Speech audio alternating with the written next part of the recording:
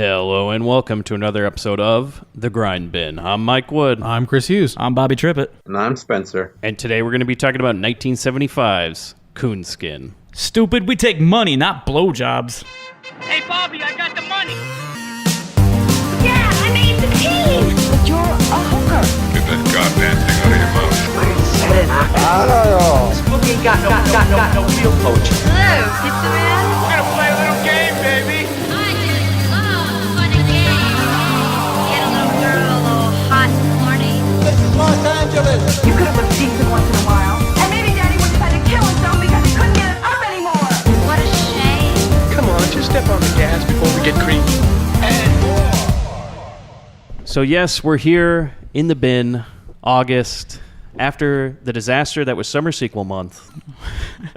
We're bruised, we're broken, we're bleeding, but we're still here. And Spencer, you've brought us quite the movie. You reached out to me, said you wanted to be on the show. You have a podcast as well. Why don't you tell everybody about your podcast real quick, and we'll get into why you picked this movie and why you brought it to the bin. All right. My podcast is called High and Low, a Kurosawa podcast. Me and my friend Joel, we take a Kurosawa movie, pair it with another Japanese movie from that very same year. Sometimes it's pretty easy. Sometimes it's really fucking hard to find another one. Yeah, we just talk about old Japanese movies. We're not film experts. It's kind of, this casual, easygoing, But big Kurosawa fans. Yeah, Kurosawa's my favorite director. Well, that's a good director to like. So. Absolutely. I feel like saying Kurosawa is my favorite is kind of a boring answer, but it's true. I've actually not seen a Kurosawa film in the theater. Have you gotten to, Spencer? I live in Delaware, so no. Fair enough. They don't do a lot of those over there? Nope. The closest thing in Delaware is there's one theater in the whole state that does Rocky Horror at midnight, like every other month. And that's pretty much it. Spencer, why Coonskin? Why did you bring this movie to the Grindbin? Well, I find Ralph Bakshi to be a very interesting figure. He's kind of he's a legend in animation, but at the same time, if you watch his movies, it's kind of like, why is he a legend? And Coonskin, I'm black, by the way, and Coonskin it's only one I've been able to watch through all the way, because other ones are just either too gross feeling, where it's there's too much heavy breathing in the audio, or it's just kind of grotesque looking. And this one is just the most watchable, in my opinion, and it's just a very strange movie, and I'm still not sure. I've seen it 3 times. I'm still not sure if I like it or not. Well, I think most people would know his movies. Probably the most famous would be Fritz the Cat. For sure. Right. Yeah. Yeah, I made it 10 minutes into that before I was like, fuck this. Nope. It's the same type of style, I think, where it's live action shots. I think does that one also have live action shots with animation over it? I'm trying to remember if it did. I tend to remember it as all animated, but I might be wrong. It's a very similar style, though, in the grotesque animation style. He has a house style, for sure. Yeah. And then I'd say Fritz the Cat is a R. Crumb creation. Yeah. And Crumb actually went to high school in Delaware, and his sister still lives in the town where they went to high school. Oh, cool. Oh, wow. Yeah, he visits, and he hates when fans approach him. So he keeps it secret when he visits. There's that great documentary about him that Terry Zwigoff made, if you've ever seen that. Yeah. It's just called Crumb, right? Yeah, he's got a very interesting family and background. So, as far as this movie, it's an interesting choice because it's definitely not one we would have done ourselves on the podcast. But I'm glad we're doing it. I really... Is it because the whole racial element of it? Yeah. I mean, I wouldn't shy away from it because all of us here are white guys. I know that's hard to tell listening to the podcast. Bakshi is also a white guy. So it's kind of interesting to see him try and take on black issues. Yeah, it's really fascinating. We had talked before the show, he has a lot of interesting points to make, but they're not his to make. Yes. I feel. And it's interesting. I feel like he saw black exploitation movies and was like, I can empower black people too. And then black people were like, please don't. He was literally white knighting. Yeah. Yeah, I think it was like a bad choice in retrospect. And we're going to get into the background of this movie because it comes with a heavy amount of controversy. Oh, you think? Well, here we go. I'll get into some of the trivia I have for it. Yeah. The biggest thing was that this movie was protested by a group called CORE, which is Congress of Racial Equality, and that was led by Al Sharpton. And the group actually disrupted the premiere screening. While it was opposed by CORE, the NAACP actually decided to support the movie, even though CORE had disavowed it, just because of the idea of like, well, it's a difficult satire, but we support it because of free speech. Yeah, that was. I read that quote too, that they referred to as a difficult satire. They're like, we get what you're doing. This is still kind of hard to swallow. But the distributor, which was Paramount, Yeah, this was supposed to making get this like a movie. wide release. Paramount. said, fuck that, Yeah. and just disavowed it. And we're like, They no, wanted no we're part done of with that. it. And so they sold the distribution rights for this movie before it ever came out. Because Bakshi was riding pretty high prior to making this. He pretty much could make whatever he wanted, and then he took advantage of that, and they went, whoa, whoa, whoa, whoa, whoa, whoa. Yeah. And the producer of this movie, by the way, is like the producer of The Godfather. Yeah. DVD I have says from the producer of The Godfather. Which explains the villain of our story. Bakshi apparently pitched this idea to him at a screening of The Godfather. And he said, I have this idea about gangs in Harlem and everything. And he was just like, oh, yeah, sounds great. Let's go ahead and do it. Can you imagine at at a screening of The Godfather, Bakshi standing there in the aisleway going, listen to me, Coonskin. Everyone's staring at him like, what? He's like, yeah, we'll talk. And then they looked at the receipts for Fritz the Cat. They're like, well, this guy makes money. So. Yeah, let's hear about That's this. all they care about, This money. Black Rabbit movie you want to do. Okay, so basically the way he pitched it as a production was that he told the producer that he wanted to make a remake of Song of the South. And this film satirizes the folktales of Uncle Remus and Brer Rabbit and all that. So Absolutely. It's, I guess, his take on Song of the South. It's kind of his answer to it, a counterpoint. Which is interesting. But apparently it says the research he did for this movie, so Ralph Bakshi actually grew up in Brooklyn, but apparently he took a tape recorder and just went into Harlem and just started asking people, what's it like to be black in America? And then just made a movie based off that. That's interesting. That's a weird, cool way to get context, excuse me. Yeah, so let's get into Bakshi's background and see why that doesn't... It's kind of an interesting choice for a white man like him to take on black culture. He was born in, I guess you pronounce this, Haifa. I'll go Haifa. Which is now part of Israel, but it was Palestine back then. And then his family moved to New York to escape World War II. Because he was born in 1938. And he moved to Brooklyn, New York. He started working for Terratunes, and he was doing cell polishing, and then eventually got promoted into being a cell painter. He kept working on his craft and quickly worked his way up to be an inker and eventually an animator. He worked on shows like Mighty Mouse, Heckle and Jekyll, Deputy Dog, and at 28, he created and directed a series of superhero spoof cartoons called The Mighty Heroes. He also did the Spider-Man cartoon in the 60s.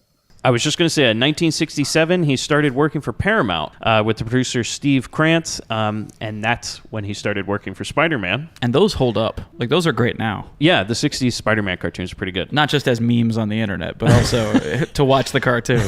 And then eventually those two worked on making their first feature film of Bakshi's, and he actually apparently had no connection to Fritz the Cat or Robert Crumb. They just decided, that'll make a good movie, and then contacted Crumb to get the rights, and they were like, okay. And from there, they made Fritz the Cat, which was a gigantic success. That movie made a ton of money, and it was a big deal. And so then he followed that up with 1973's Heavy Traffic, and 1975, Coonskin. 1977, he went from Coonskin to making PG movies. He made a movie called Wizards, and then in 1978, he made Lord of the Rings.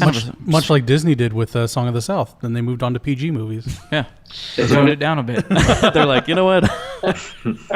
Wait, didn't he do the Hobbit one too? The only one I have that he directed was the Lord of the Rings one in 78. Yeah, I think someone else did Hobbit, but tried to, like, ape the style. 1981, he went back to R-rated movies with American Pop. Yep. And then another one, 1982, called Hey Good Lookin', which is apparently about growing up in Brooklyn, which maybe was the movie to do instead of growing up in Harlem. Yeah.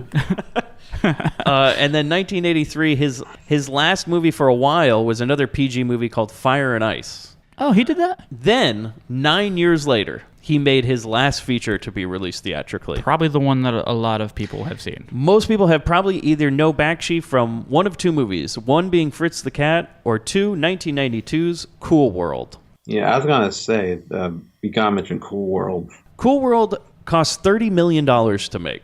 Wow. It was like one of the first uses of full green screen, wasn't it? I don't know. I don't know the trivia on it, but I would say that Cool World is kind of like how this one was, and like mixing live action with cartoons, or as I'd say, very much like Roger Rabbit. Right. Well, right. I mean, that's kind of how we ended up with Cool World.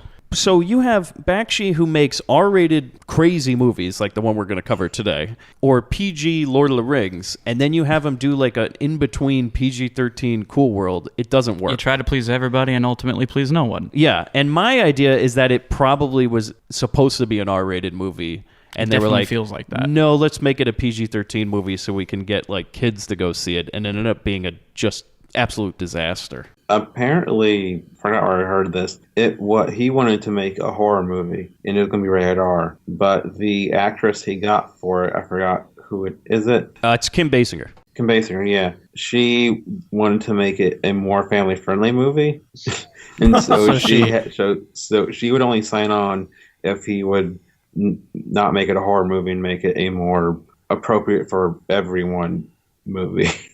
It's always nice when an actor looks up the director they're going to be working with and really gets an understanding of what kind of art this guy's going to make. Yeah, why would she even sign on? Because she had no idea who he was. I can almost put money on that. She was just like, yeah, whatever. So what's important though is that ultimately movies like Coonskin paved the way for Space Jam. The live action with cartoon, yeah. Sure. Without Coonskin, we wouldn't have Space Jam, and that's really the takeaway. Yeah, so there you go. We wouldn't have had Michael Jordan playing basketball with aliens. Great. But Cool World cost $30 million to make, and it grossed 14. So it was a massive failure. And that was that, right? And he was in director jail. He has never released a movie theatrically since. He only works on TV, and he makes short films still today. And I'd like to see him do one more. Just untethered. Well, he's getting up there. He was born in 1938. Yeah, I know. That's what I'm saying. Like, just a fitting goodbye before he leaves. I'm sure there's probably like a Kickstarter. Like, he has enough fans like a Kickstarter to support him, I bet. I think someone's probably going to have to explain to him what crowdfunding is first. Well, my wife apparently still follows him on Instagram. So really? He actually has an Instagram that he posts his art on and stuff. So, but yeah, Cool World was it. And I remember being, what was I then? About 8 years old when Cool World came out and seeing commercials for it and being like, that looks cool. I watched it. I thought it was cool, but I haven't watched it since we were like, what, 10? Yeah, that's about the age we all but were at that point. Then again, like if you ever look back on that movie and you go, I watched this at 10 years old, it's like, oh no, that was a bad idea. Bad idea. I had an uncommon upbringing. That was nothing for me at 10. Yeah, I watched a ton of Top Gun at 10. Top Gun and Cool World. Huh? Top Gun and Cool World. That explains a lot. Great. I'd like to add one more thing about Bakshi. If because of Bakshi, we have John Kay, who created Ren and Stimpy, because Bakshi was the one who gave John Kay his first big break in animation. Oh, you I definitely did not see know the that. lineage now that you say that. That's awesome. And according to John Kay, Bakshi is an asshole to work with. So we get into the cast, guys. Real heavy hitters in this movie. Absolutely. And an interesting choice for the main character. Barry White fat? No, but I'd say like Barry White's in this movie, which is crazy to me. Like why he would be in this movie? I mean, he has a successful career. Why be in Coonskin? Triple threat. Could it be a triple threat? Do you think there were as many outtakes as that radio spot he did for that college? He plays Samson in Brother Bear, does the voice of Brother Bear. There's really no intro needed for Barry White. I'm sure He's everybody our first, our last, and our show. everything. Then I have another one, Charles Gordon, who plays Preacher Man and Preacher Fox. Mm-hmm. So he plays Preacher Man in the live action parts, and he does the voice for Preacher Fox. He's a theater actor. He definitely plays it as such. He's going to the back row. Yeah, he was the first African American to win the Pulitzer for drama. Oh wow! Yeah, like so he's actually, with the smallest amount of movie credits, he's probably the most legit actor in this movie. But yeah, he's like a legend in theater, and he like was important for like getting black actors into theater. And I'm not even kidding. I think that's my favorite performance in this movie is him. Well, he's pretty good, and Preacher Fox is great. Other than he disappears for half the movie. It's probably an Ernie Hudson situation. He had to go perform on stage somewhere. Yeah, there you go. They had to work around it. If he had a brother on set, they'd have him come in. The next one I see, no introduction needed. Grindbin All-Star Scatman Crothers. Yes. He's in this movie. Oh my God, I didn't write down his credit. I just wrote he was in Chesty Anderson, which is Which is the most significant thing he did. I'm not sure of what is his character's name that he plays in this movie. Like, well, he has two roles in this movie. He's a live action. He's Pappy in live action. Okay, Pappy in live action, and then some sort of Old Man Bones. Old Man Bones. That's the guy in this. And is Old Man Bones the same character that dribbles the basketball the whole time? Because I believe that's Scatman's voice. The voices too. are very similar. Yeah. I was trying to figure that out myself. I'm pretty sure no, because Old Man Bones you see like a couple times he's an old man. That's just, or maybe I don't know. But he's definitely the same guy, right? That's Scatman's voice. It could have been another actor trying to replicate Scatman's voice. I mean, it's a pretty iconic voice. So you're going to do an animated character. You want to make it sound like Scatman. I'm like, am I hearing jazz from the Transformers? Or it was actually Frank Welker. The character who plays Randy and Brother Rabbit, Philip Michael Thomas. Philip Michael Thomas, I would say probably most well known for his role as Tubbs in Miami Vice. Yeah. He was in a lot of TV shows and quite a few movies. He has 54 acting credits. His first movie was in 1972, Come Back Charleston Blue, which was a sequel to Cotton Comes to Harlem, which I didn't even know had a sequel. And that's a great movie. Yeah. Like, I love Cotton Comes to Harlem. That's really good. He had a small role in that movie, and then in 1972, he starred in a movie called Stigma. 1974, Bogard. 1976, Sparkle. And 1978, Death Drug. Death Drug? Now, Death Drug looks like it might be a Grindbin movie. All right. It is a drug scare movie. Oh, yeah. And I'm going to read you the description. A young man in Los Angeles dreams of striking it big as a singer in the music business. One day he gets signed to a big record contract, but along with the fame and money, he develops an addiction to PCP. Wow. Hence, Death Drug. Does he then take that PCP to the zoo? Is that how he got the Wild Beasts movie? I don't know. 1988, he was in The Wizard of Speed and Time, which has appeared on this podcast before from Surf 2. And everybody that listens, numerous people that listen to this show were like, you should do that movie. And they sent me a bunch of pictures of it. And I'm like, oh boy. Have we not learned our lesson yet when numerous people tell us to watch a movie? Yeah. Well, they just like to hear us suffer. They're not our friends. They don't love us. Yeah, exactly. That's how we got Surf 2. But I quickly looked it up. I'm like, that's not a goddamn Deason movie, is it? And I quickly saw he was not in that movie. I'm like, oh, okay, thank God. Maybe it's a possibility. Which, by the way, I would like to say there will never be a goddamn December on this show. It'll never foot down. It'll never fucking happen. Stop telling me to make it. There will never be a December on the Grindbin. Never. Stay tuned for December. Just wait for that Patreon. There will the never Grindbin be, can be bought. There will never be a full month of Eddie Deason movies. Eddie Deason's going to donate $500 to the Grindbin. If Eddie Deason donates money to this show, he can have it. I'll close it up because we're officially done. I don't want anything to do with him. He is still acting in TV and movies, and he also does video games. If you ever played Grand Theft Auto Vice City, he was in that as Lance Vance. That's perfect. Yeah. That makes perfect sense. Then we have The Godfather in this movie. Yes. Finally. Now, Hughes, you don't know who played this character, do you? No. Would you believe it when I told you it's Al Lewis, Grandpa Munster? Really? Yeah. The one and only. He is uncredited in this movie as the Godfather, but that's definitely his voice when you play it back. Oh my. And then I have another one, uncredited, is Richard Paul, who plays Sonny. He's a character actor in tons of TV and movies, including Exorcist 2, Eating Raoul, Princess Academy with Grindbin All-Star Lar Park Lincoln, and The People vs. Larry Flint, and many more. This was the first movie he did, and apparently they just didn't give him a credit. So, Wow. He didn't ask to be taken off of it? I have no idea. Considering Sonny's arc in this movie. Yeah. I wouldn't be shocked if he was like, I'm trying to work here. The other thing about this is, like, if you go on IMDb, you can't even find out who did the voice of Miss America. Like, they just, it's not even uncredited on Al there. Lewis. They just do not.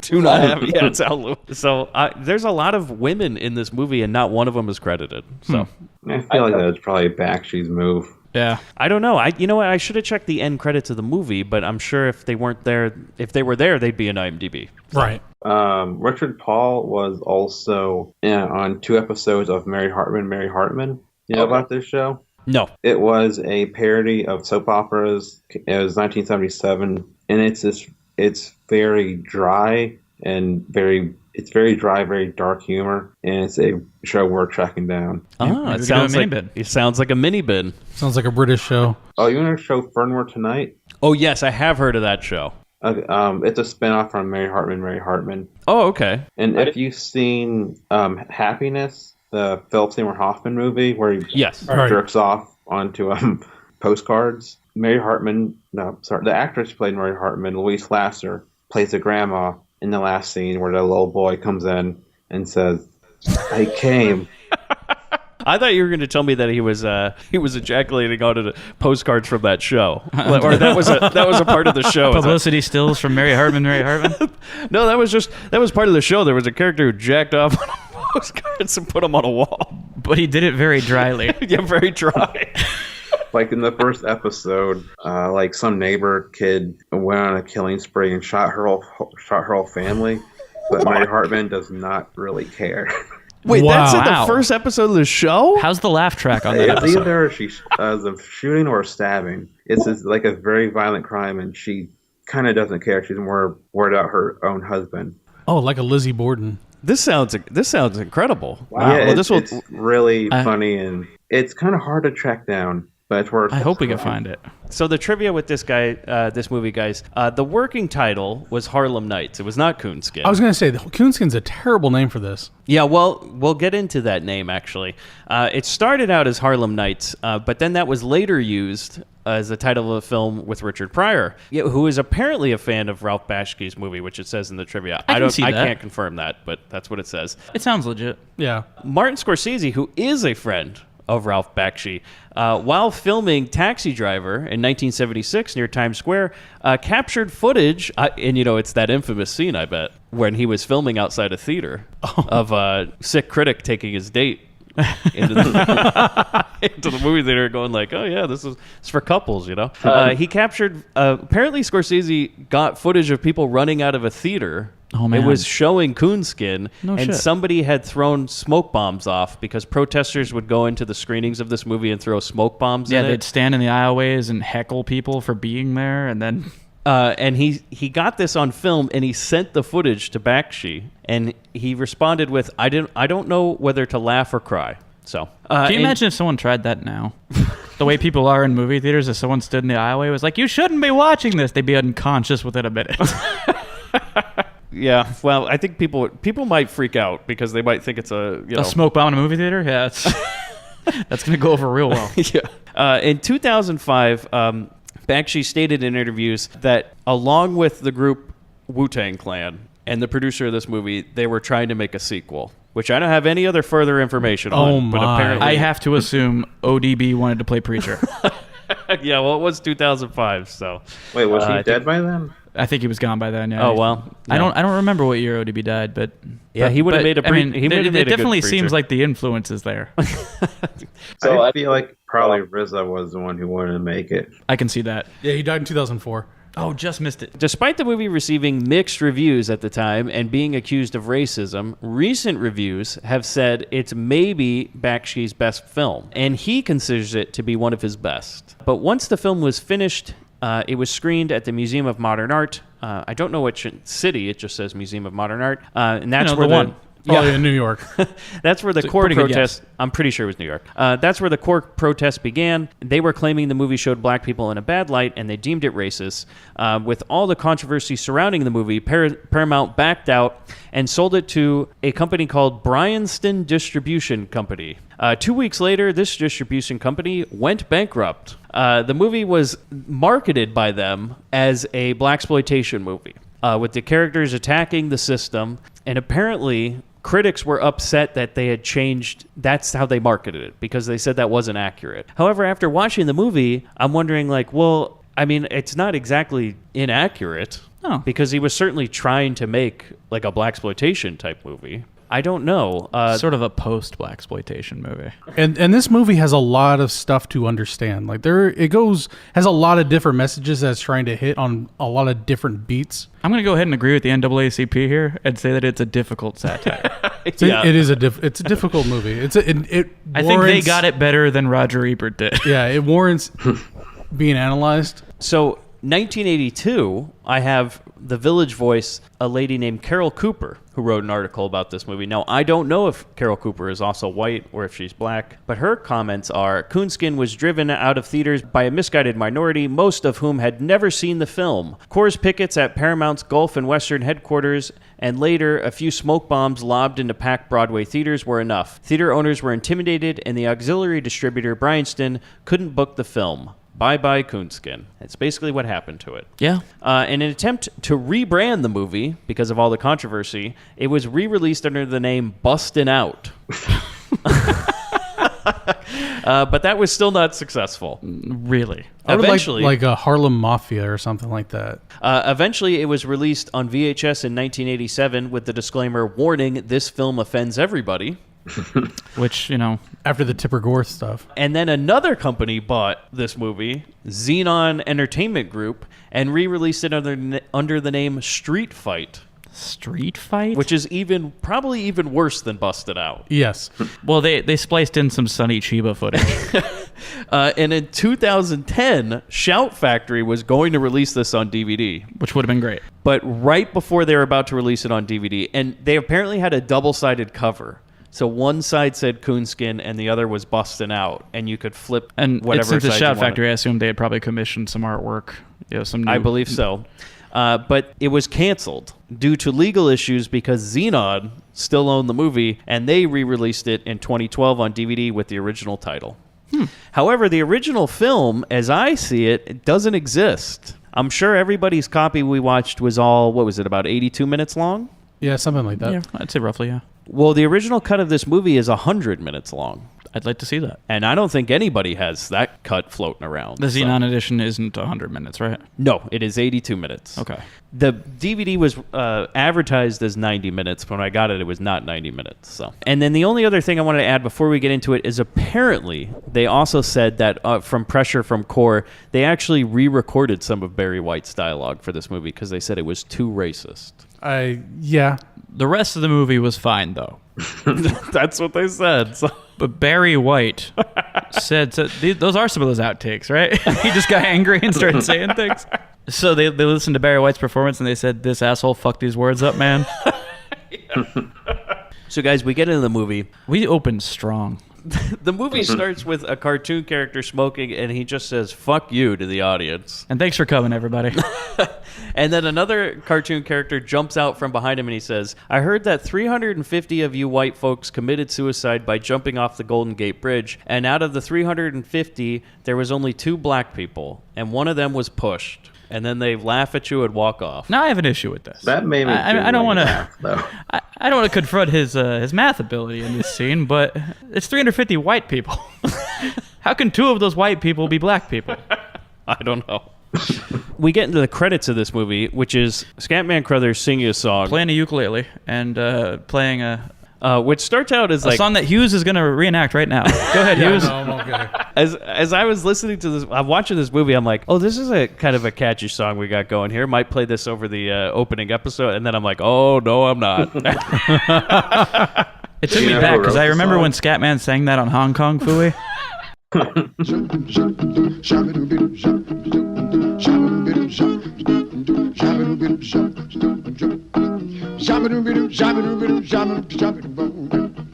I'm a minstrel man, I'm the cleaning man, I'm the pole man, I'm the shoe shine man, I'm a nigger man. Watch me dance. I got the devil in me. It's the man you see. Got the devil in me. It's the man you see. Walk on, niggas, walk on. Walk on, niggas, walk on. You know who wrote the lyrics? Yeah, Bakshi. Yeah. Which I was like, when I saw it at the end of the movie, I'm like, that is problematic. Man, Ralph has taken some liberties. Like, this dude is like, we're you know, it's that Family Guy bit where he's like, they respected me, Lois.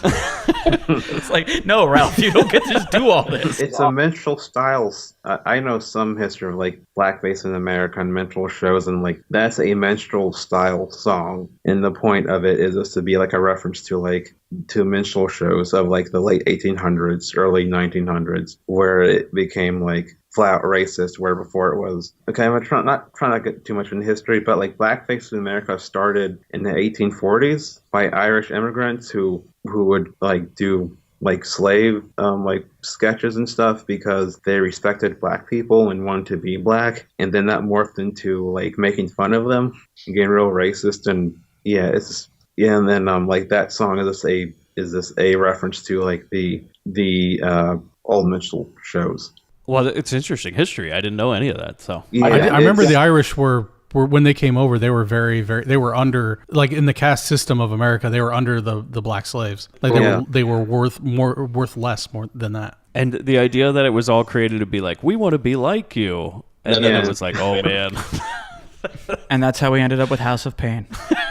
There's a great book called Black Like You that covers like blackface in America, and it's not always racist. It's just a very, very weird and complicated topic. So there's a Black Like You book about blackface history, and then there's a Black Like Me book. Yeah.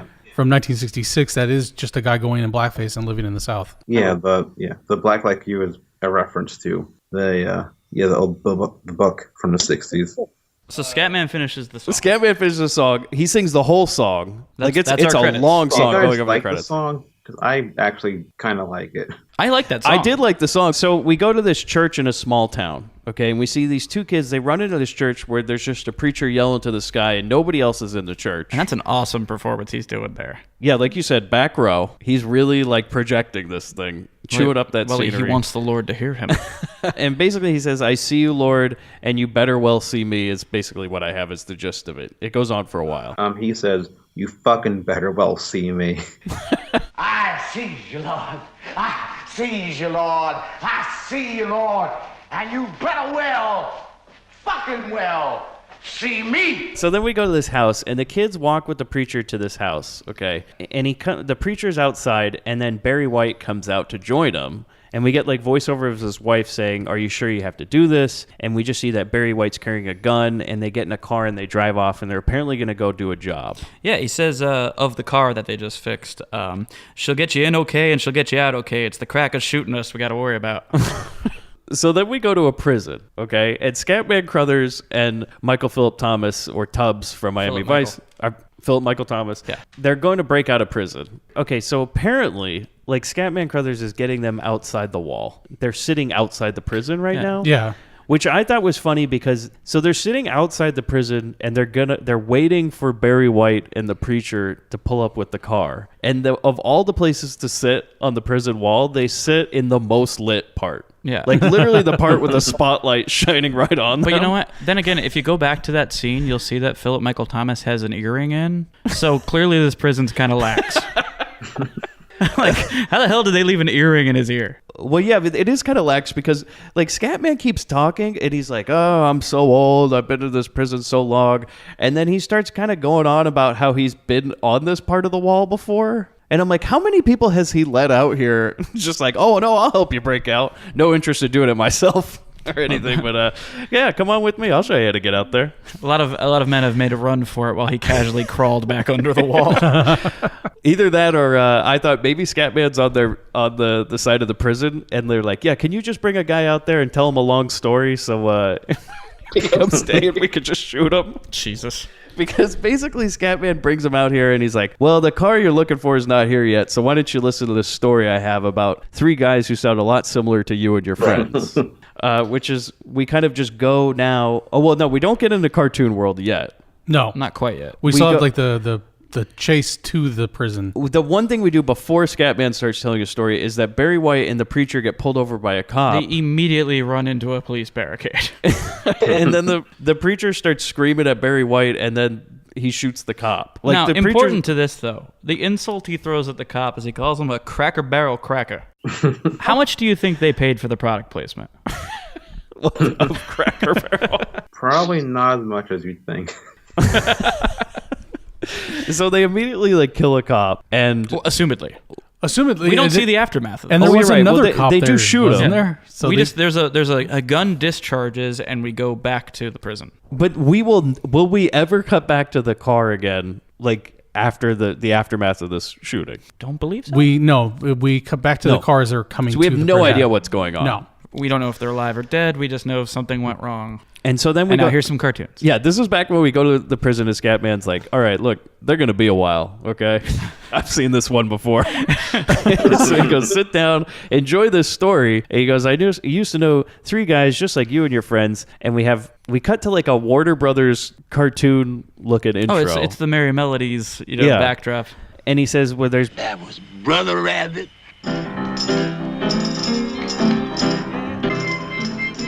As smart as you are, he was. And as mean as you is, he is. And Brother Bear, as big as he was, that's how strong he was.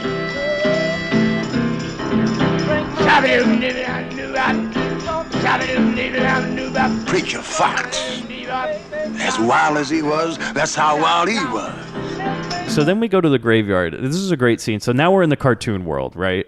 And Rabbit, Bear, and Preacher are at their parents' grave. Well, I thought it was just Rabbit's parents. Yeah, they're all- yeah, Because they're- Preacher refers to Rabbit's father just as Ben. So Okay. he was a friend of his father's. So they're at Rabbit's parents' grave, right? And we learn that basically they lost their house they inherited. They sold it to some fat city slicker. Yeah, the bank sold it to some was fat apparently city standing slitter who's turned it into a, quote, pleasure house. Mm-hmm. I do like this. Is so they leave and they're like, well, don't worry, we'll go take care of it. And when they're leaving the graveyard, the preacher picks up the headstone. Tries to walk out with it. And he's still talking to it. He's like, no, don't worry, I'm going to take care of him and everything. And then Brother Bear makes him put it back. And then that scene ends with the gravestones talking to each other. Yeah, there's a The VO. ghosts of Rabbit's parents are like worrying about him. Yeah, they're like, oh boy, I hope Preacher doesn't get involved. Yeah. And we go back to the house, right? And so cops have shown up at the house where Rabbit and the boys are trying to get their money back. Basically, the cops have showed up because this is a whorehouse now. Yep. Bear says something. Okay, so they say something about how they have, I guess the guy who owns it's name is Blue or something, but they're just talking about this guy named Blue and how he had the sheriff's daughter in one of the rooms or something. And the sheriff comes up and he asks Rabbit, he's like, hey, who do I pay for a whore around here? Because he, quote, wants to finish out Saturday night with a little black whoring. The sheriff is white, by the way. Super racist. Yeah. White.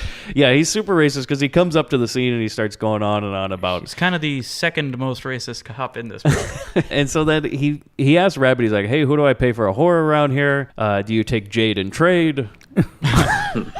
He's like, From Raw Force? he says, for you, sir, it's on the house. And then they walk over to this room and the door swings open and his daughter comes out all naked and starts The like deputy starts motorboating. I'm just going to go ahead and say it. the deputy's motorboat and he pulled that cord. And she looks over at the sheriff and goes, Daddy? And then the sheriff immediately just quick draws on the deputy. Yeah, kills the deputy, and then the sheriff gets like a knife through the throat. I think Bronson walked in, and a knife just suddenly hits him. Hey, that's my room.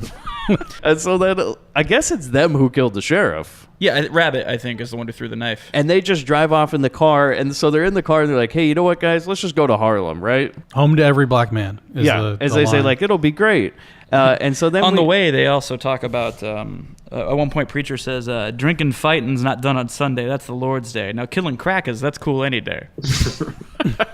And so we go to Harlem. We go to Harlem, right? And there's like we don't see them. We see like this cartoon of this woman with a baby, and she's telling a story about a cockroach that she made friends with before he left her for better things. There's this part where a rat shows up and he's eager to move in on it. And the she rat says, looks like Mickey Mouse. Yeah, there's a couple spots where they do some blatant Mickey Mouse imagery. Oh, yeah. and he shows up and she shoots him dead, and because she doesn't want to be hurt anymore. It's a interesting like poem interlude in this movie. It's like the plight of the single mom. Well, it was kind of cool, like this whole part. Like it was like the first, I guess, serious thing that they put into the movie. Because otherwise, before, all we've really seen is a whorehouse and them killing a guy and talking about killing white people. This is the point in the movie where I'm like, the first time I saw it, I was like, I'm not sure what this is. Yeah, we're definitely all still trying to figure it out at this point. Well, like, now that you're telling me this was all written and directed by a white guy, is this a point of shame, like showing that like it's hard to be a single mom and why are all the fathers leaving and that kind of stuff? Or what was the point of this interlude? I think Bakshi's just trying to address everything that's... I think this trying to just address what it's like to be black in America and like in every single aspect. Yeah, he's hitting all the bullet points. Yeah. He took Sociology 101. Yeah. Yeah. It opened his eyes to a few things, and he wants to talk about it. It is weird when you think about that this was all made by a white guy. Like, I didn't know that. I just watched this movie as watching it, and then now it takes a little bit away from the movie. And just knowing that after this was over, Roger Ebert high-fived Ralph Bakshi for solving racism. He's like, you got it, man. You fixed it. I bet in 2008... everything will be fixed, guys. There'll be a statue of the rabbit. A black man will be president, and no one will have a problem with it. No. Yep. Racism is officially over, guys. Yep. We all lived happily ever after. So we go to the back to the car, right? And they get to Harlem, and as I see, they realize they're like, "Oh, I don't think we made the right choice." Because they get there and they're looking around, they're like, "Oh, this doesn't look nice." And is this where we get our first Miss America vignette? Not yet. We see Scatman, Old Man Bones. Yeah. He's digging through a trash can, and he's very excited that he found a natural cotton sweater. That's right. It was all the trash of the white people that he was going through, and he's like, look at all the stuff they throw away. He hasn't seen a white person in 100 years because he's been avoiding them. And it's a lot of stuff going on. I said he hadn't seen a white person in 100 years, but they haven't seen him. This is when we get the first Miss America vignette, which are these bizarre cutaways we'll get to this cartoon woman who's some buxom giant woman dressed in a red, white, and blue bodysuit, dressed like she's going to a monster truck rally. Oh yeah, she looks like one of the wrestlers from Glow. She does. Like a skin tight American flag outfit, and there's this. And these vignettes are heavy. They really. Yeah, they as silly as they're depicted. We're dealing with some shit with these. This is. Well, there's this small guy that's hitting on her. Well, I don't know. They're talking like they've been in a relationship. Okay, because it's. By the way, is she supposed to be like a giant or just regular size? Well, I think she just is a. She's towering over him. Yeah. That's why she's depicted as so low. Yeah, she kind of oppresses or kind of. Yeah. That's what I was wondering though. Is she colossal. supposed to be like a giant? Because at some points she's not. But she takes different sizes for each vignette. The guy's hitting on her, and he's like, "Will you come back to my place and let me quote squeeze them tits?" Yeah, he was saying that he was talking about how he's glad that they have this nice relationship now and that things are working out. Yeah, and then she hits him with a fire hydrant. Yeah, she kicks his ass, throws a fire hydrant on him, stomps his head into the ground with her heel, picks him up like she's gonna choke slam him, starts punching him with brass knucks. And what does he say? I believe he ends it with, "I should have fucked her when I had the chance." So then we go to Rabbit and the boys, right? And they go into some music club, and then Rabbit. He asks the guy behind the bar, "Hey, what's going on?" And then he starts telling him all about this guy named Black Jesus and how he gives strength to the people. The guy's name is Simple Savior. Simple Savior. He claims to be cousins with Black Jesus. Cousins with Black Jesus. And he shows this great flyer. Now, is that Simple Savior on the flyer, or is that No, it's Black a picture Jesus? of Black Jesus. And he's on a cross, and then he's also got a picture of himself holding guns across his chest.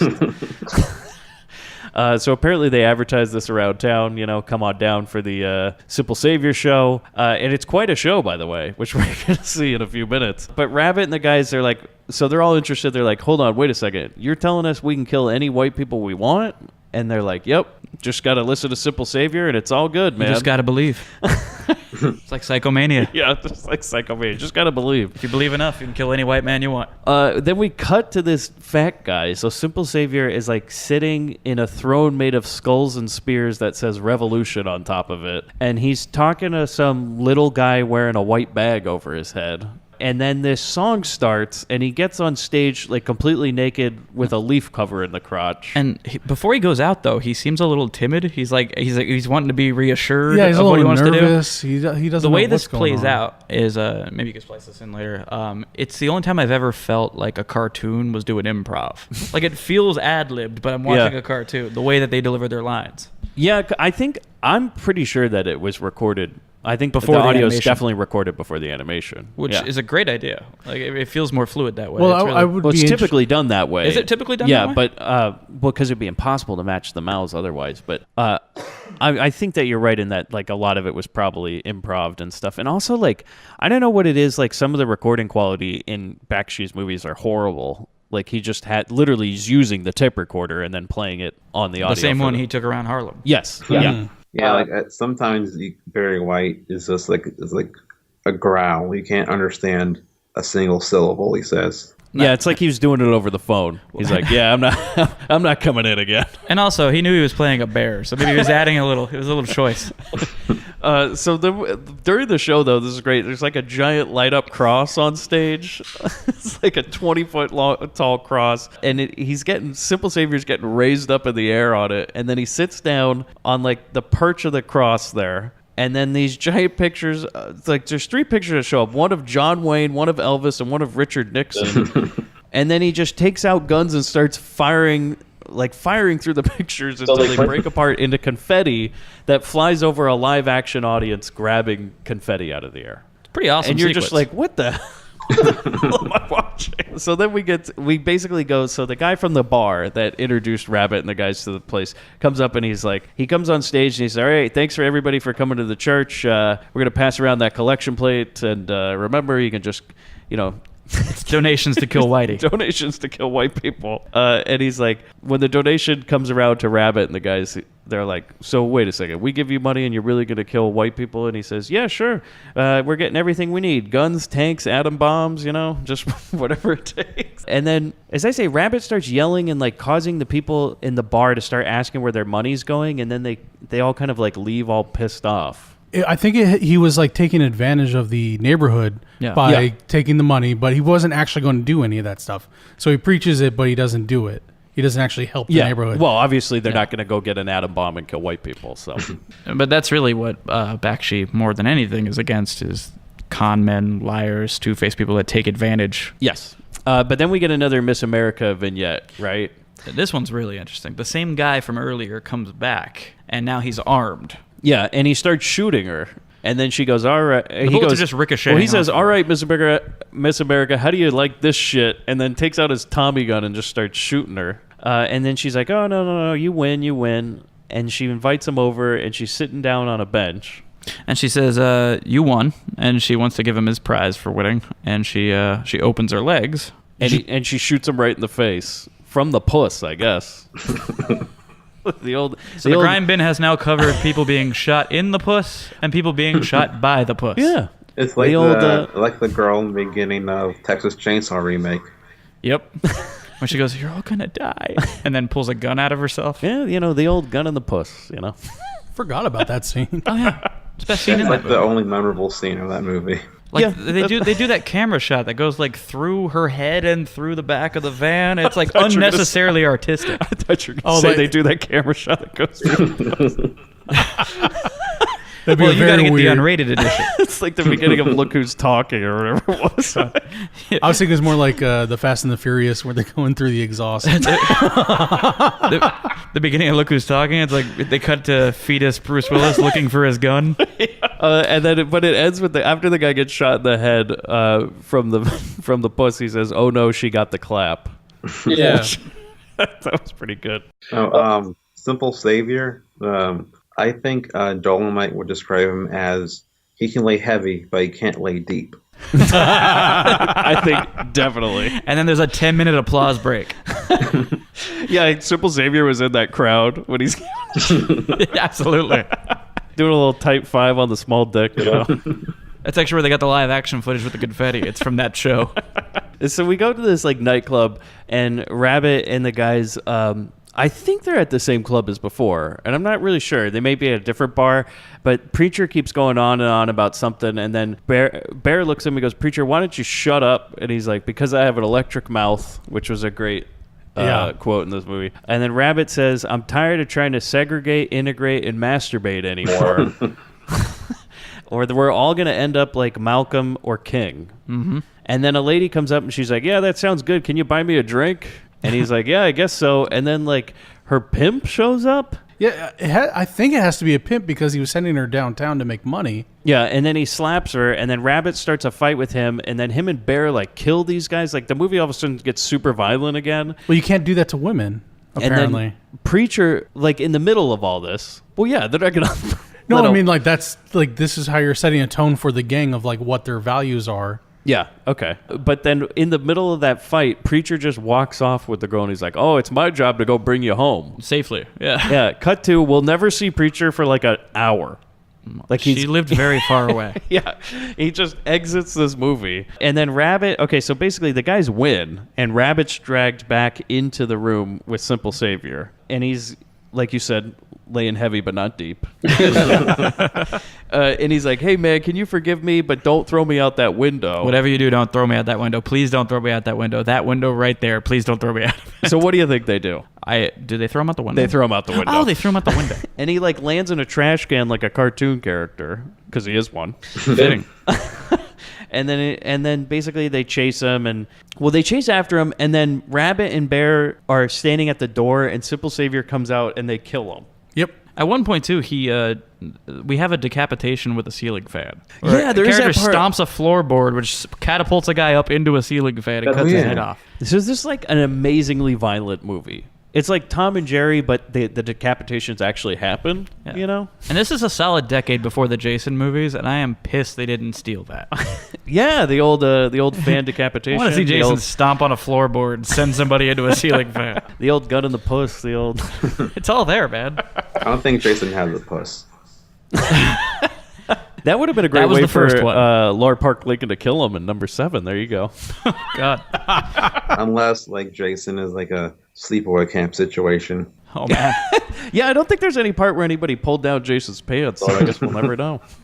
You have to assume he's a boy. Well, one time he was his mom. Well, he was a special boy. We don't know what she meant by that. Maybe he's a Thai lady boy. Keep talking like that. He's going to show up. I am pretty close to Jersey, so you might.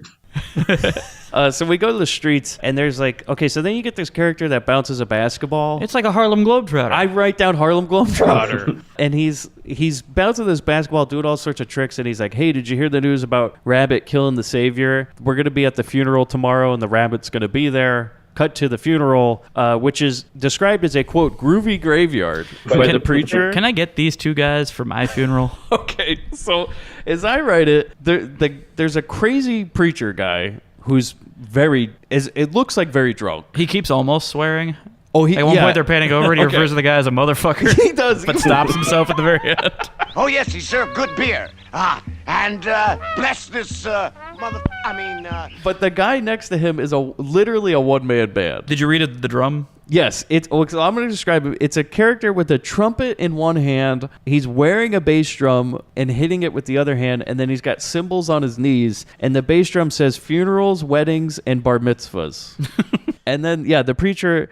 Well, it should be He noted, Bakshi is Jewish. Well, there you go. That's true, yeah. And this was who he hired for the bar mitzvah, apparently. He took it from his own bar mitzvah. He's like, I remember the guy who showed up. I'm gonna put him in my I also cartoon. remember when that guy called me a motherfucker.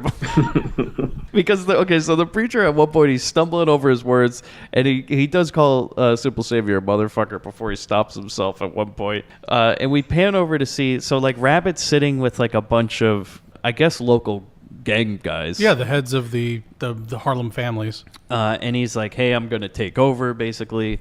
And the basketball guy is trying to bury... He's now the Harlem gravedigger. He's trying to bury Simple Savior, but like you said, lays heavy but not deep.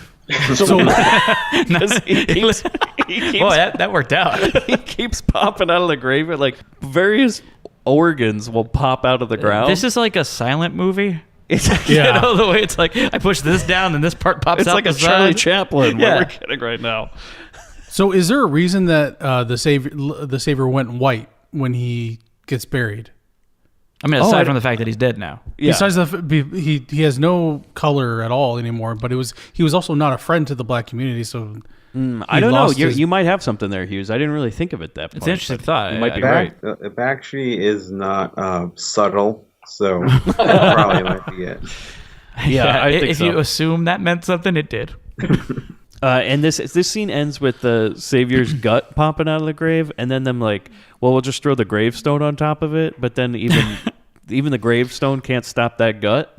I'm not gonna lie, I laughed. Yeah, it was pretty good. I was And Rabbit's last line of the funeral was, "We're all black, right? Only some of us don't know it yet." It's a good line. I don't know what it means. But then we cut to like Scatman giving. Then we cut to Scatman giving voiceover, and he says that Rabbit aims to kill the Bagman for the Mafia and then go after the Godfather. And we see... And oh boy, this Bagman. Yeah, so we get the Bagman, who's this crazy cop. Madigan. And he goes to like this bar with this... Like, this is the first part where we're going to get like his bizarre portrayal of gay characters in this movie. Yeah. Is So Madigan's shooting rats in an alleyway. And then he heads to the bar. They choose to do this like POV shot in live action. It's like we're watching a Giallo film. Yeah, it is weird. Like it's a kind of shaky like cam. They do that in Dead End Drive-In too. Yeah, it's like a shaky cam walking through this snowy alley where I guess we're going through his point of view. Like, are we watching New York Ripper? Like, is that what this turned into? Like, but like he goes into this bar. And there's this bartender named Queen who's a man in a dress who's serving him and like hitting on him at the same time. what were the chances his name would be Queen? And this is what I say, like he has these bizarrely like problematic stereotypical gay characters that are like, I guess he's supposed to be like, it's supposed to be like satirical. Well, yeah, the thing is, I think he's trying to depict everyone as the offensive stereotype that people who aren't part of that demographic view them as. Yes. He's equally trying to show the harmful... You get it. Yes. Yeah. So he's hitting on the cop, and then he's almost gets punched for his effort. Well, he gets punched for his efforts, and then almost bludgeoned with the bar stool. But then these other guys show up and pull the cop out, and they're like, "Hey, we got to go do something." Yeah, they're going to hunt rabbits. Yeah, they say they're going to go hunt rabbits, right? So we go to this drug den. Yeah, this part is clearly like an Elmer Fudd reference. Oh, absolutely. And there's this small character, and he's going like, "Oh, it's 45 years after hustling, and I finally made it to the right connection and everything." And then all of a sudden, Rabbit comes in and just starts killing everybody Because he's a crack dealer and he's selling to Harlem. Yeah, he was selling H, as he says, so I guess Or it's heroin. heroin. He's selling around Harlem, and like Rabbit comes in and just kills everybody. He's like the Punisher. Yeah, he said, "Take that shit uptown." Yeah. Well, some lady is just sitting there listening to a record the whole time. And then we go to a bar, right? And so like the cops now, he walks in and he says, I want my cut from the gambling ring. And they're basically like, oh, well, we don't pay you anymore. We pay Rabbit because he's taking over Harlem. And they don't sell crack anymore because they can't sell it in Harlem. Yes. And they have no money. Basically, then we see like kind of a montage of the cops going around to like, was I put as like various like grandma hookers. It's very like Jelly trying to find... Yeah, they just go around and like basically nobody's paying him anymore. So eventually they go to like where Rabbit hangs out, and the cops. This is really weird. It's so like they walk into this bar. The Cottontail? I didn't realize it was called the Cottontail. Yeah. It's now Rabbit's Club. Yeah. Yeah, they Once walk Rabbit into took it over, he named it the Cottontail. They walk into Cottontail, and like he tells his partners to like go out and watch everything else, and he's gonna take care of it. And then he goes. Like some lady comes out and says, "Oh, hey, get a drink on the house." And then he sits down and watches like a live action stripper. From his cartoon perspective, we're watching third-person cartoon in front of us, and then a live stripper come out onto the floor. It's very odd. And then I guess like they drugged his drink because then he starts. Yeah, they gave him GHB. Oh, okay. And then what Nick Nolte loves. What happens next? It's like, so this is so hard to explain. Is they take him into a room. There's like a gay man laying on a bed. Is it the bartender? No, I thought it was the bartender. I thought it was a the new bartender, guy. the redhead. The guy in the bedroom's blonde. That's right. Oh, okay. That's right. And this gay guy like pulls down his pants And then gives him a big hug. and gives him a hug. and then injects him, right? Then Yeah. they inject him from behind, and then they paint him up in blackface and make him look like a woman. He He also also gets an electric shock on top of his head. Oh, and he also gets some watermelon tits. Yeah. Watermelons thrown in the front of his dress. And this all devolves into some sort of Alice in Wonderland-esque horror sequence. Yeah, like a Beavis and Butthead LSD sequence. Yeah, demons come out of his head and they're eating his eyes. It's an interesting Like if you watch this movie, there are certain parts that just evolve into these bizarre, very like 60s style, like psychedelic musical interludes where you just get into these very bizarre things. Like, have you ever seen the movie Charlie? I have not. No. Okay. No, I haven't heard of that. It's based on a book called Flowers for Algernon. Oh, I know that. Yeah. But I read that. The adaptation is hilarious. Really? Because in the movie, for no reason, so you're talking about a character that's like kind of is mentally challenged, okay? In the middle of the movie, he joins a biker gang. Yeah. And just they break into a bizarre 60s psychedelic, like everybody's dancing around. He joins a biker gang and he's like riding around with women and everything. Is this like a Short Circuit 2 situation? No, it's Wild Hogs too. Where he joins the gang and they're taking advantage of him? No, it just does this and then it just goes back to the movie like nothing happened. Wow. Like there's just a random 10 minutes where he joins a biker gang and you're like, that wasn't in the book. The Sons of Algernon? When I watched this, the Sons of Algernon, when I watched that movie in school, because we read that book, right? Yeah. And the teacher's like, all right, we're going to watch the adaptation. And then when we got to that part, she goes like, all right, well, just don't pay attention to this. They took some liberties. Wow. I preferred, as far as adaptations of that go, I prefer Lawnmower Man. Simple Jack. Simple Jack. Okay, so this all ends with him waking up, like all his partners that he came with are dead. Yeah, they've been killed, and he's still in blackface. He can't get it off. And he goes outside. Well, I guess he's outside, and he starts firing his guns into the air, and then police show up, and he shoots a cop, and then the cops just shoot him dead. Right. So violently that his head explodes into Yeah. the camera, and his brains almost fall out of his head. It was like a really, for animation, it was super graphic. Yeah. All the death scenes in this movie are crazy. Like, you literally see from behind his head and the blood explodes all over the camera. It's interesting. This part, because of recent events of the last few years, felt very too close. Yeah, definitely. I thought about that, too. Yeah, I could see that. So we go back to the real world. Okay, It's a palate cleanse. It's like, by the way, there's also a live-action movie going on. At this point, I'd forgotten about that. Yeah, because we go back, and this is great, though, is like, so Tubbs, I just wrote it down as Tubbs because I didn't know his name in the movie otherwise. It's I forgot. Randy. Okay, it's Randy, okay. Randy So, Tubbs. Tubbs and Skyman are Tubbs. sitting outside the jail in that spotlight, you know. Because everything else around them is all dark, and they're sitting right in the light. Oh, I forgot to mention, too, that Skyman's like, no, don't worry, that guard just sleeps all night. So, you know, I've been out here all the time. And Tubbs tries to leave because he's like, all right, Scatman, I've heard enough of your story. I really got to break out of jail now. And he's just like, no, man, just keep waiting, you know. Don't worry about it. And he goes, he says to him, he goes, how many people, well, this is what I write in my notes, how many people has Scatman dragged out here to tell this story to? Because this seems all too familiar. Going with your theory, Scatman has figured out a way to be a serial killer in prison. It's called fetishes, Bobby. He goes on little dates. Like his fetish is to bring a guy out here, Convince tell him that he's a long- able to escape and then send him out. Tell him a long story, and then in the morning he goes, gotcha. Because he then says to him, he goes, I've never seen anyone they picked up come back laughing, talking, or breathing. And I said, so he's definitely done this before. Yeah. Like, this is not the first time. And then Tubbs is like, well, hey, you know what? I got to go, Scatman. And he's like, no, let me finish my story. So then we go back to his story. And Scatman, we get some more VO. He says that the cops, that cop's racism finally caught up with him. And Harlem is celebrating his death, but Rabbit going to have to get the Godfather, and that's going to be tougher. And we, as I write, it sort of devolves into like a minstrel show type cartoon segment. We get like flashes of it and then back and then flashes back to it. And yeah, it's very uncomfortable, especially when you know who wrote the movie. Yeah. But then Miss America comes back. This is an interesting one of the Miss America vignettes because the character is speaking the lyrics to the opening song. Yes. So the song that Scatman sang. The song at the very beginning of the movie is being used as dialogue now in the film. And then once he's done, she just says... She very calmly just goes, help, rape, rape. And then a gallows gets wheeled in, and he's immediately hanged. Yeah, and it's like, oh boy. I think when you say lynched, it's okay. Yeah, he's immediately lynched. Yeah. It was like, well, I don't think that, like you said, Bakshi's not subtle. No, So. he's as subtle as a brick through a storefront window. I think we know where he's going with this. But this is after that is when we get the first introduction of the Godfather. So Grandpa Munster.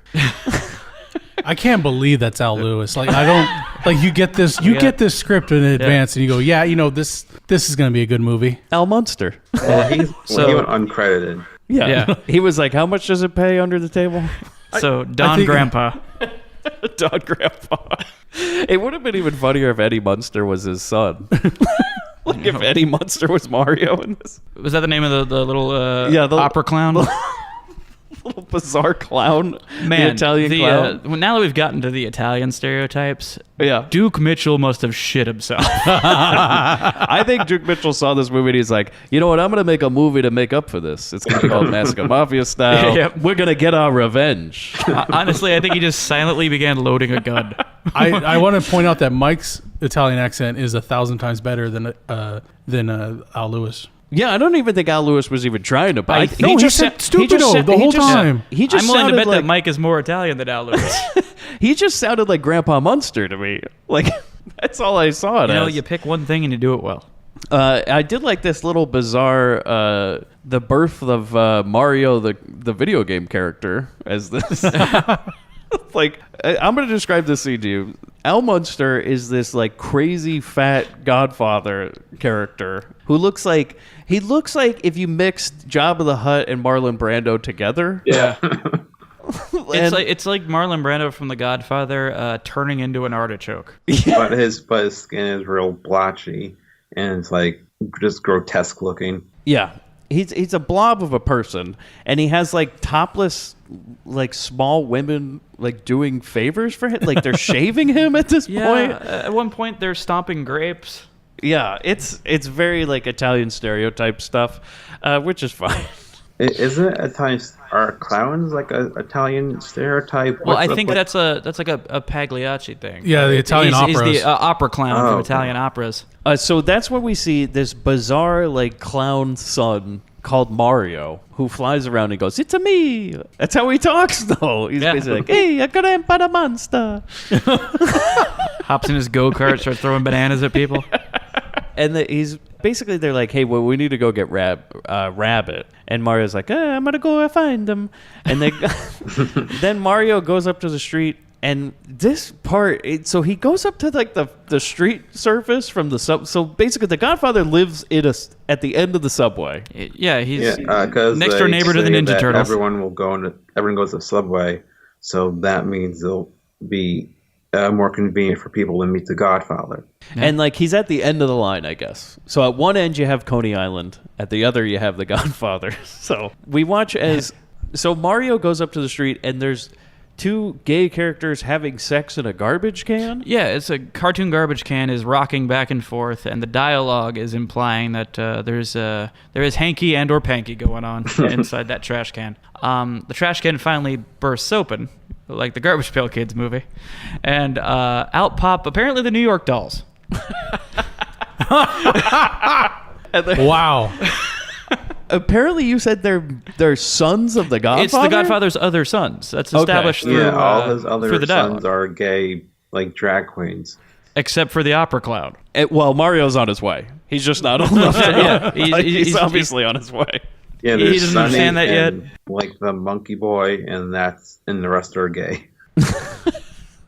And so he's like, hey, you shouldn't be having a sex in a garbage can. Although and then, shockingly, no F word in this movie. You know, that is what you're right.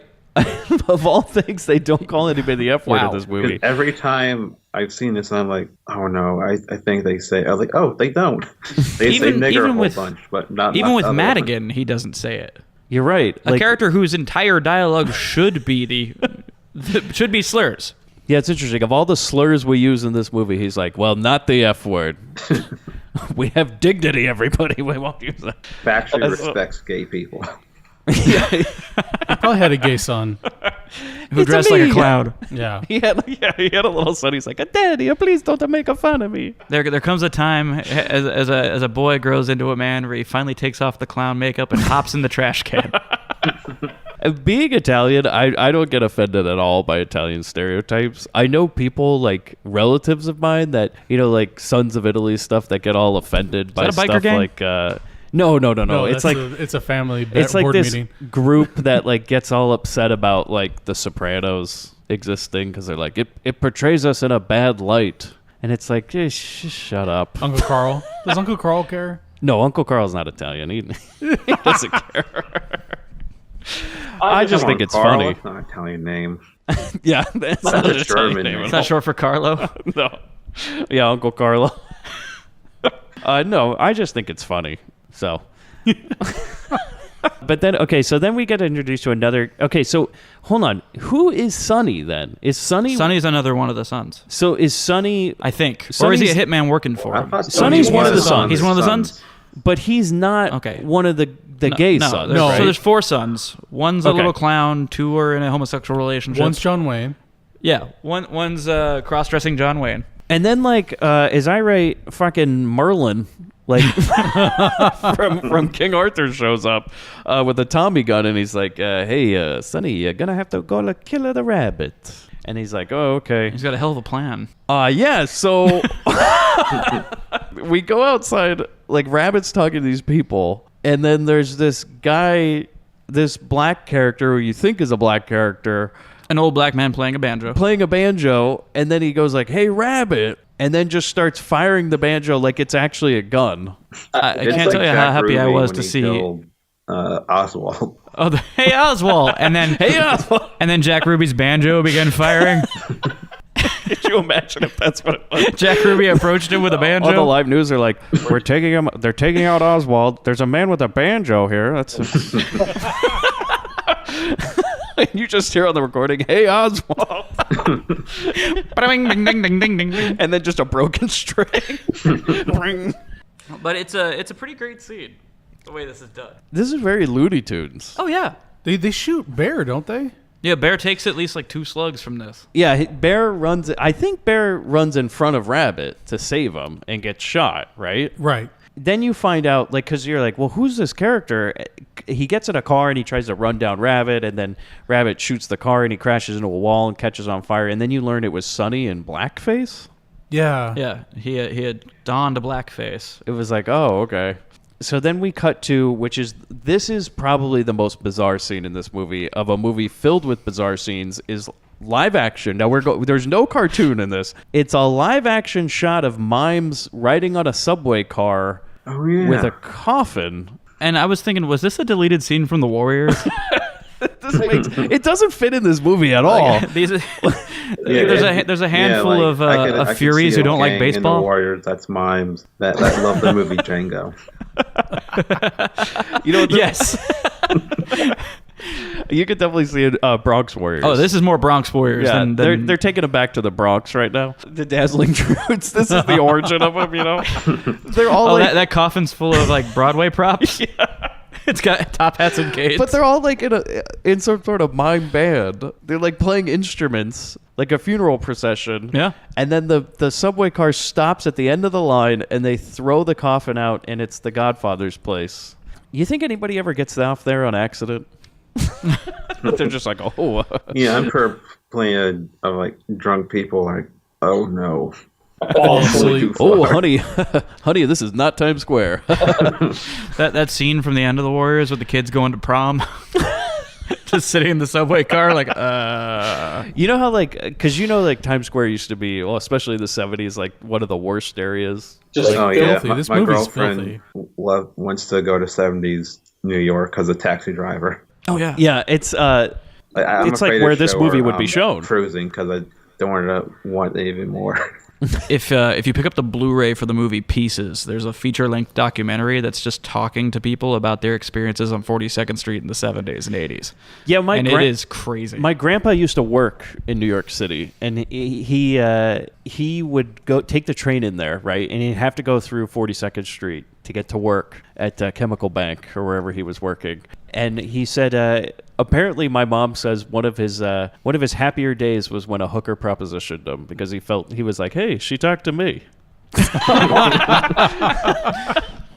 But he hated the city, and ever since he retired, he never went back. And you'd tell him, you'd be like, it's really changed. It's all different now. And he's just like, nope, never going back. Nice. It's like, all right. He's got PTSD.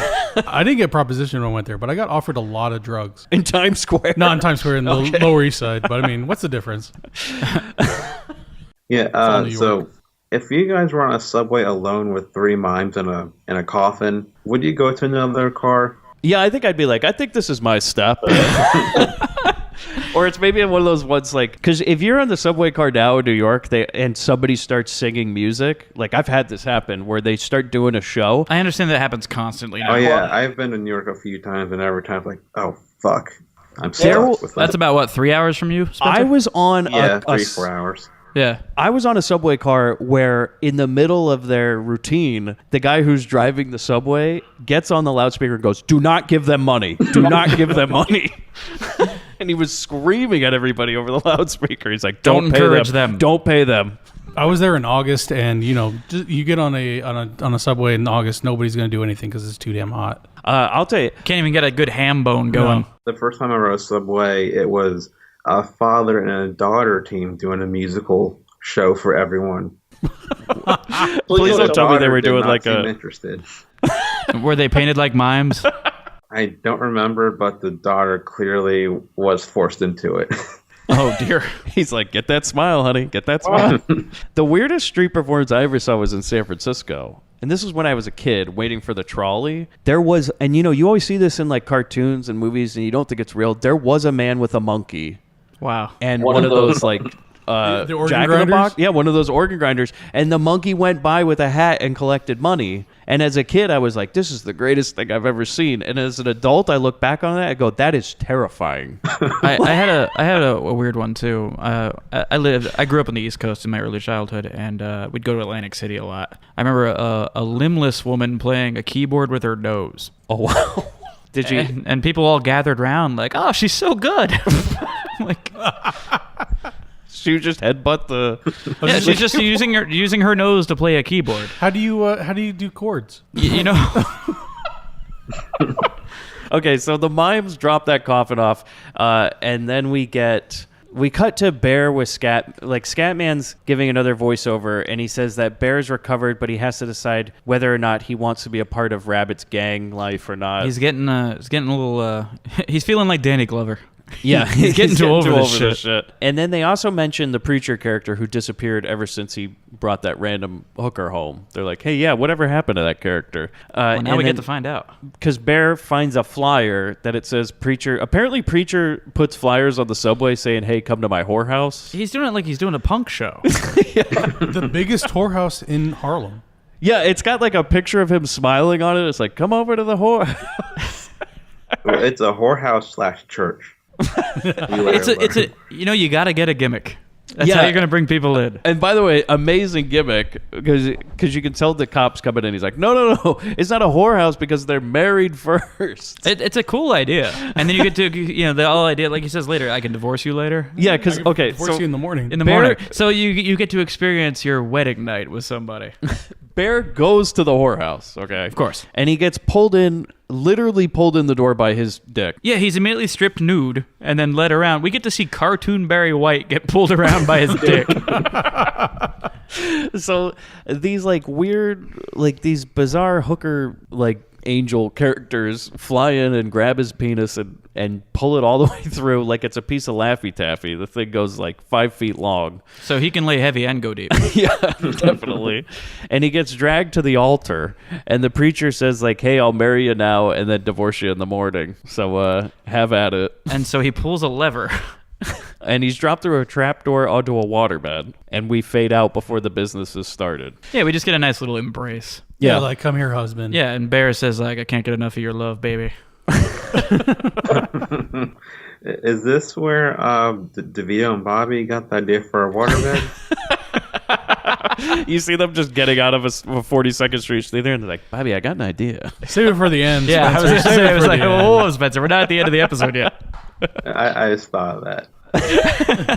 So we go back to the Godfather, and like the preacher. Okay, so the preacher shows up with a bag full of money, and he's like he's gonna give him his money for his collection money, so he's still paying the Godfather. Right. But the Godfather's like, go ahead and keep it, and we're going to... Instead of paying money, he's going to use the preacher to to Rabbit. Yeah. He's like, can you bring Rabbit back here? I just want to talk to him. It's business. And he's like, oh, I can't bring back Rabbit, but I'll get you Bear. And then they like come up with something where they're going to make Bear into like a prize fighter. Yeah. Well, because he wants a life outside of crime, and they're going to give him that. So they're going to make him the heavyweight champion of the world. So that he will like be a friend to the mafia. Yeah. He'll feel like they're not so bad. Yeah, and he's gonna box human men. Yeah. Yeah. So Bear against man. Did I skip over when they had the whole... Yeah, I did. The whole scene where when they deliver that coffin back and it goes into another drug-induced interlude the with... ashes pop out of the coffin. Or I think the two gay characters. The two gay brothers. They open it and they start throwing the ashes in the air and the mom's trying to gather it. And she's catching it all. Yeah. Like one of those chambers full of dollar bills.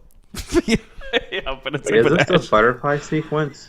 Not quite yet. That comes later. So this is what leads to the Firefly Bobby, sequence. I just got a great idea for a funeral home. We should do instead of a cash God, thing, you can have it as the ash, and you can grab your loved one. The sticky urn. Oh man, and make it fun for the kids. It's a bad day. You want to make it nicer. Go catch Grandpa. Oh my God. Yeah, you won't be laughing when I'm a millionaire. I'm gonna run this outside of the back of a van. Don't worry. Oh God. A mobile cremation unit. I think Hitler did that already. Wow. Is that what DeVito told Bobby? He's like, Bobby, I think somebody beat you to it. After the preacher says, I can get Bear to deliver Rabbit, then we devolve into that drug trip dance sequence between the Godfather and his wife. Yeah, that's what I'm talking about. Yeah, we get to, and she's talking to him about how he's so brave and people respect him for that. He's so powerful and people love him for that. And I'm writing down when does the bread come out? You're the father of my children. So then she pulls out a gun. Yeah, it turns. She has mentioned, you're the father of my children, and my children are gonna die so you can get powerful. Yeah, and she says, you gotta die because you're gonna kill all my sons. And then Mario, he's like, "Ba-ba-ba," and then he pulls out a gun. Throws a turtle shell at her. He pulls out the baked bread, shoots her. It's nice to see her actually care about her gay sons. Yeah. Where other movies of this type would have her just not acknowledge them at all. Yeah. And it's a rare character in this film that you completely sympathize with. Yeah. And she's like, I just want my family to be alive and well. But then she dies. Yeah. So this is an amazing sequence. By the clown baby. See, she doesn't just die. Yeah, so she takes the first shot, and as she's reeling back, she's de-aging, and she turns into this beautiful woman with fairy wings. She turns into like a topless fairy that eventually becomes a tiny fairy and flies around. Yeah, like her wings encase her like a cocoon, and then everyone starts shooting those, including the gay sons that she was trying to protect. And she gets completely full of holes, and then from that encasing that's been all bullet riddled comes a tiny moth, and it flies around, and then the Godfather just claps it dead with his hands. And this is like an ultra violent Fantasia short. Yeah. Like the animation is like beautiful for such a horrible thing that's happening. Yeah, like the character design of the fairy is similar to a character design in Wizards, where there's like a fairy character with very large visual nipples also. And I think Wizards is a PG. Well, that is pre-short round, so you could get away with it. Yeah, it's a hard PG. A hard PG. That's how they describe it, too. They're like, a hard PG, if you know what I mean. Wink, wink. It's a favorite kind of movie. So we go to a fancy restaurant now. Preacher, he's like taking Bear out to a fancy dinner, and then Mario shows up, and then Bear's upset at first, but eventually decides to stay. Well, he has his wife is like, no, it's good. Let's have fun. We never get to go to these kind of places. Yeah, and so he's like, all right, I'll hear you out. And then we cut to like a bunch of old people in live action trying to dance, like a bunch of old white people, but they keep like bumping into each other. Like they can't even dance on the same dance floor. And then we get a very odd shot of two white people talking. Like, so two live action white people talking to a black cartoon character, like the Bear's wife. Awkwardly trying to compliment them. Yeah, But they don't have any black friends, so it's like very. Oh yeah, It's very much like they're on an expedition. You know, This is my it's- first encounter with a black person. Yeah. they go on and on. They're like, it's so great to have a black person in the club, and the woman's like, oh, we love how you dress with all the colors. We and- wish we could get away with doing that, Yeah. but we have to wear the same things all the time. And it's a great moment to show well-meaning racist people Yeah. who don't Yeah, think they're it's racist. I've experienced that to a lesser degree before. It's always weird. where they're like just going on and on. It's like, oh yeah, it's great to see you in this part of town, you know? Yeah, it's And like this weird, kind like- of, and it's like this. Can you just stop talking? But you can't do that. You can't be polite. What's funny is like the wife character goes on, and the husband character just goes, yeah, that's great. Like, just- He doesn't really want to say anything, but she keeps making him like compliment them. He's like, yeah, I like your hair. Yeah, my friend from the Geek Show podcast was discussing. He lives in Utah, so he has a bunch of white people around him. And then when the Black Panther movie came out, people just started talking to him and saying that they were from that area, or they've been to that area where the movie's from. But then like that area doesn't exist. It's made up for the comic. Oh, you mean the upcoming Black Panther movie? The upcoming Old Black white Panther. people were claiming they'd been to Wakanda? Yeah, That's fantastic. Wakanda is a fake country. yeah. So they were like, "Oh yeah, I visited there when I went to Africa," and you're like, Yeah, "No, no, you didn't." No, I that's where I picked up this necklace. It's made of vibranium. my God. What? That's boy. amazing. That's amazing. Like, I loved that. So Mario gives his sales pitch to Bear about turning against Rabbit and becoming a boxer for the mob, which at this point I'm just like, what the hell? Where are we going? Cut to a white man. Okay, so the next thing we cut to is a white man in blackface dressed as a clown juggling. Yeah, that's the one part where it's like, this movie went too far. Yeah, it's like this is where it went too far. Yeah, because cartoons is one thing, seeing blackface, like, yeah, I got it already. like so the boxing. Okay, this is what I'm described to you as the boxing is one of the most bizarre things I've ever seen. Is like they're in a giant white room. Yeah, there happened like the boxing matches apparently go down in the architect's room from the Matrix. Yeah. And they're all just like guys getting punched out over and over. And the referee is a little person in like a political convention hat running around going like, you're knocked out, you're knocked out. Speaking of inspiration for Mario, this felt like Punch Out. Yeah, you're right. It is like, it's like the punch out referee. It's like, I want to run in there and go TKO. Just Glass Joe gets knocked out. Yeah. And so then Bear has his hands raised by Miss America, and now he's crowned the heavyweight champion of the world. And so we go back to Rabbit's Club, and now Miss America's there, and she starts laughing, and she's like, hey, your friend Bear is now the heavyweight champion.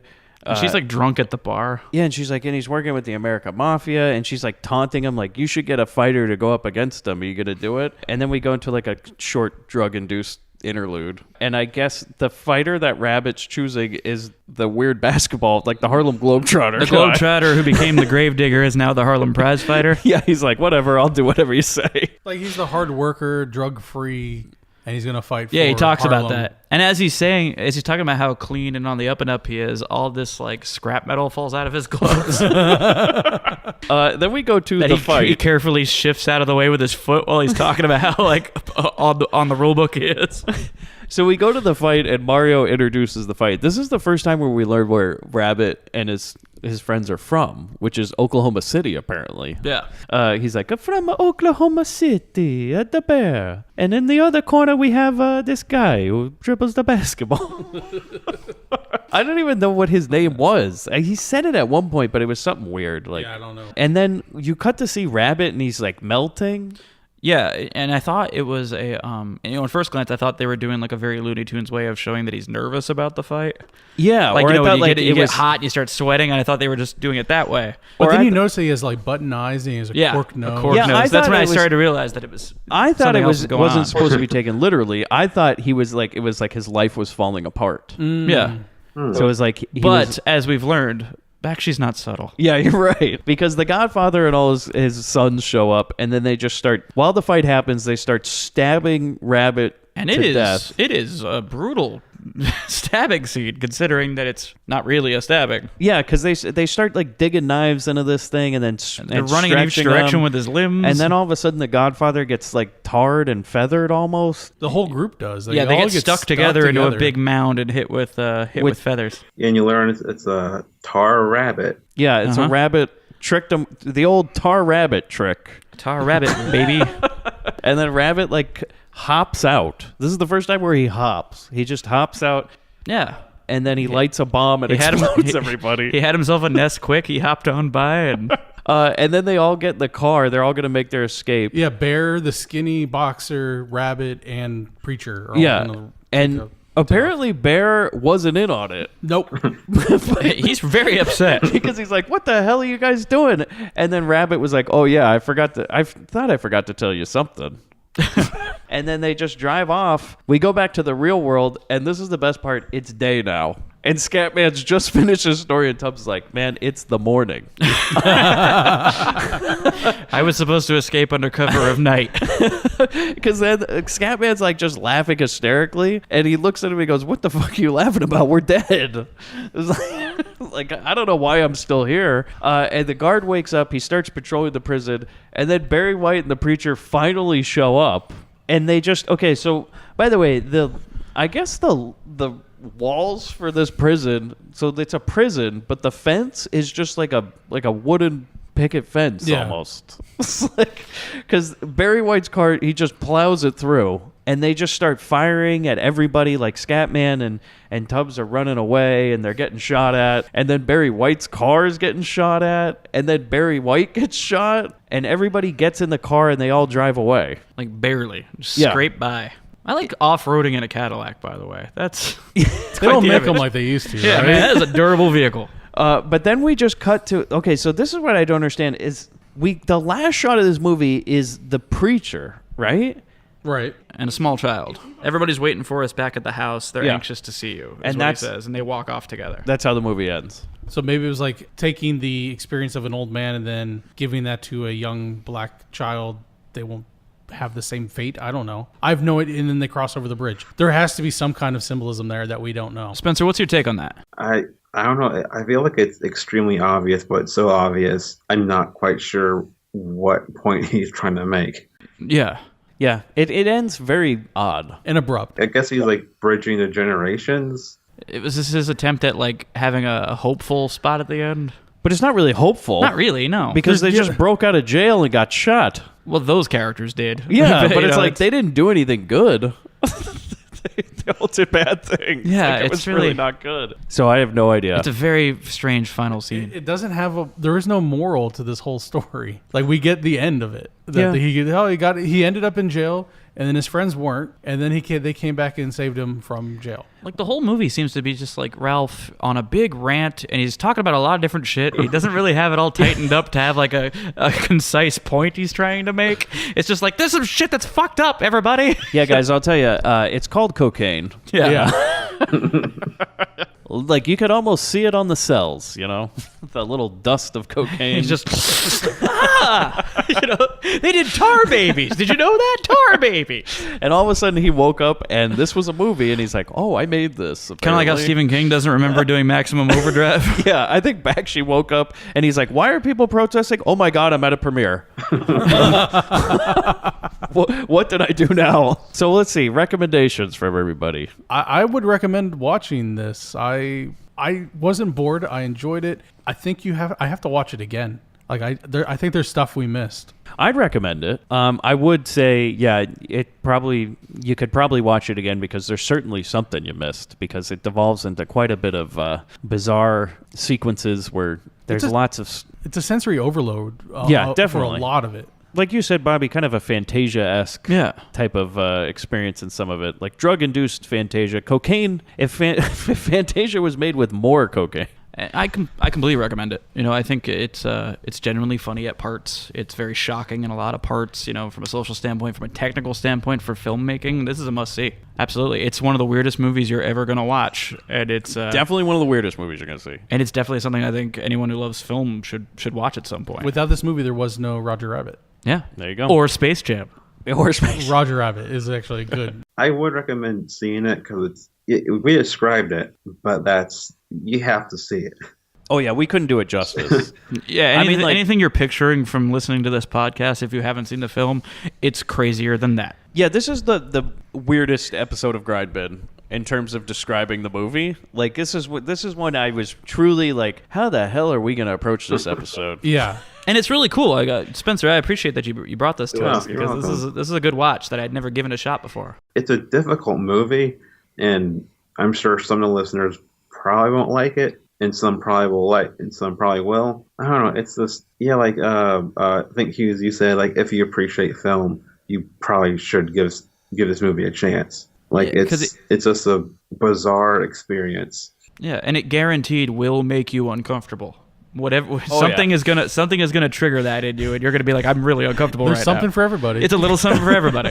Hughes had not watched the movie until today, and at one point he goes, "Is it okay to watch at work?" And I just wrote, "No, do not." He's like, "What if I'm wearing headphones?" I'm like, "No." Especially not if you're wearing headphones. You can't hear if someone's behind you looking at your screen. I was like, "Don't get fired." But yeah, I'd recommend it. Do you guys hear that sound though? Oh boy. No, I don't. Bobby and DeVito aren't allowed in Harlem. I was hoping they won't show up this time. Yeah, I know. I was wondering while I was watching this, I'm like, well, how the hell am I going to get Bobby and DeVito in this? Bobby and DeVito end up in Harlem. This is already bad news. They're bartenders. Oh, God. For the Savior. Bobby, I hear about this bar. And they are just trying to expand their horizons of going away from beach white women to trying to find black women to sleep with. And they end up in the wrong bar.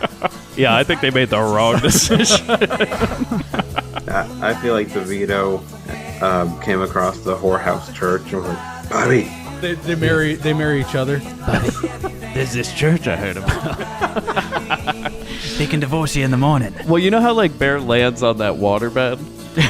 What you didn't see is that eventually you just hear and that waterbed just starts driving off. And then Bear rolls out the back of it. I got one. I think after our shot up Cadillac goes tearing out of there, you hear a distant dun, dun, dun, dun, and the straight arrow comes tearing toward the prison. And from the same hole that Randy and Scatman came out of, you see the orange poof pop up. And he skitters over to the van, and DeVito pops out the window, and he's in a dress and blackface and goes, "We can't go to Harlem, Bobby." And we all know why Bobby was in prison. I could see the straight arrow rolling up, and Scatman goes, "Oh, my ride's here." Like that was he was waiting for. No, I have a scenario for Bronson. Oh no. His chief would tell him about a new assignment, and he'd say, Bronson, don't get too excited, but you're going to Harlem. And he goes to Harlem, and he has a great time, and then he has sex with a black woman for a first time, and he changes his ways. It opened my eyes about a few things. He walks into the Reverend Fox's house and goes, "Three's all right with me." Oh, yeah, maybe he went to one of those bars. I've never slept in the cartoon before. It's a cool world with Bronson. Oh my God. Could you imagine? That's a movie. Instead of, what was his name? Like Adrian something or other that was in Cool World. I can't remember the name. Who played the cartoonist. Well, I would say like Bronson is Brad Pitt's character. Yeah. Cool World. That would be amazing. You can't fuck them tunes. Or maybe like instead of Bob Hoskins in Roger Rabbit. Oh, he's Eddie Valiant? Bronson. I would love that so much. Really, you want Bob Hoskins? You want him to take that role? I thought he would take the Christopher Lloyd role. Bronson is Christopher Lloyd. Bronson putting people in the dip. I feel like the end of it, he would not be as wacky. He'd be like, "No, it's 8 o'clock." Yeah, just me. I'm a tune. Thanks for nothing, Zemeckis. I'll see you in the morning. He's going back to his island. No, I think with the Human Tornado episode, you guys mentioned what if Bronson and Rudy Moore teamed up in a movie. Oh God. I feel like Bronson would like. I have to be with a movie with a what? Like, could you imagine them sending Bronson Dolomite, and they're like, "All right, well, this is going to be your co-star," and he just turns that on, and he goes, "Oh." And Rudy Ray's just running around naked all the time. Yeah, it'd be like a race reversed Lethal Weapon. Yeah, really. He just Bronson going, "I'm getting too old for this shit." I feel like this is, if we were to do what would Dolomite do for this episode, this is the one time he'd feel comfortable. He's surrounded by like these cartoon characters. Everything's crazy. Dolomite would definitely own one of these bars. You'd have the Dolomite Club could fit right in here. A little Type 5. He's gonna do a Type 5. So thanks again for joining us on another episode of the Grindbin. You can find us grindhousefilm.com, Twitter, we're at GrindPod, Instagram, the Grindbin Podcast, Facebook, the Grindbin Podcast. Spencer, where can everybody find you?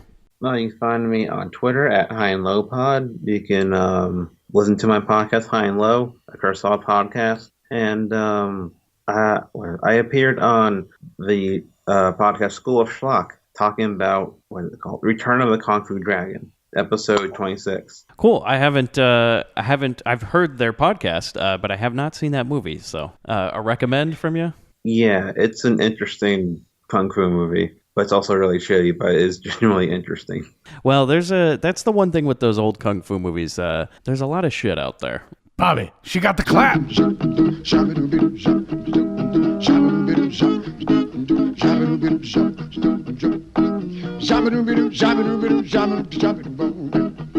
I'm a minstrel man, I'm the cleaning man, I'm the pole man, I'm a shoe shine man, I'm a nigger man. Watch me dance. I got the devil in me. It's the man you see. Got the devil in me. It's the man you see. Walk on, niggas, walk on. Walk on, niggas, walk on. Shop-a-doo, shop-a-doo, shop-a-doo, shop, dum-a-doo, shop. Dum-doo, something, dum-a-dee-bee-dee, sound, dee-bee-dee-bum, sound. Shop-a-doo-bee-doo, shop-a-doo-bee-doo, shop-a-doo, shop-a-doo-bum. Walk on, niggas, walk on. Walk on, niggas, walk on. Yeah, walk on, niggas, walk on. Walk on, niggas, walk on. Shabba-doo-bee-doo, shabba-doo-bee-doo, shabba-doo, shabba-doo-boom. I've been waiting on the welfare line, the deployment line, the gas line since 9. Now I'm waiting on the pawn shop line. Walk on, niggas, walk on. Walk on, niggas, walk on. I got the devil in me. It's the man you see. Put that devil in me. Yeah, it's the man that you see. Walk on, niggas, walk on. Walk on, niggas, walk on. Shop, shop, shop, shop, shop,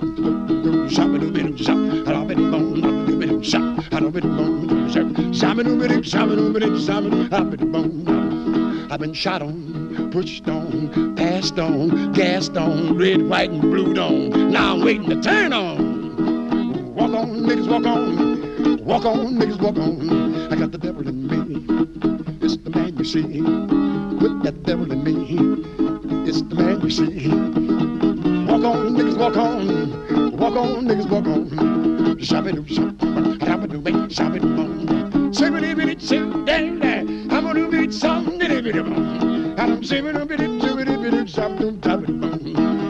I'm a natural black face, part of my race, and up my sleeve I'm holding an ace that I won't die in this race. If I stop dancing and don't let you blow me anymore in the wind, cause I refuse to come. I'm a minstrel man, cleaning man, pole man, shoe shine man, I'm a nigger man. Watch me dance. I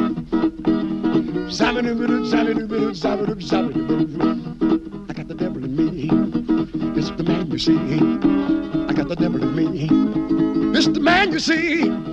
I say, walk on, niggas, walk on. Walk on, niggas, walk on. Walk on, niggas, walk on. Walk on, niggas, walk on. I say, walk on, niggas, walk on. Yeah, walk on, niggas, walk on. Hey, Bobby, I got the money. Yeah, I made the team. But you're a hooker. Get that goddamn thing out of your mouth. Spooky ain't got no real poach. Hello, pizza man.